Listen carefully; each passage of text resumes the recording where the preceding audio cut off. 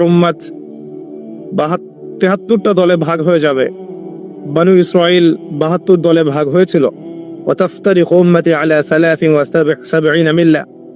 আমার উম্মত 73টা দলে ভাগ হয়ে যাবে। কুল্লুহুম ফিন্নার, প্রত্যেকটা দলই যাবে জাহান্নামে, ইল্লা মিল্লাতান ওয়াহিদা, একটা মাত্র দল ছাড়া।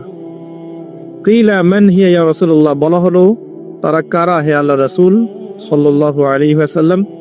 নবীজি বললেন, মা আনা আলাইহি ওয়া আসহাবি, আমি যার উপরে আছি, আমার সাহাবীরা যার উপরে আছে। দুর্ভাগ্যজনক হচ্ছে ইসলামের নামে যত দলাদলি হয়েছে সবারই এই একটাই দলিল যে মা আনা আলাইহি ওয়া আসহাবি, আমি যার উপরে আছি, আমার সাহাবীরা যার উপরে আছে। সবাই দাবি করে, আমরা তাই করছি। কেন বেশিরভাগ মানুষ জাহান্নামে যাবে? একটা উত্তর আমরা পেলাম, চোখ দিয়েছি দেখেনি, কান দিয়েছি শোনেনি, কলব দিয়েছি উপলব্ধি করেনি।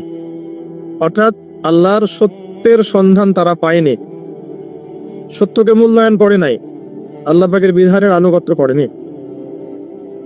আরেকটা কারণ আছে, সেটা হলো শিরক।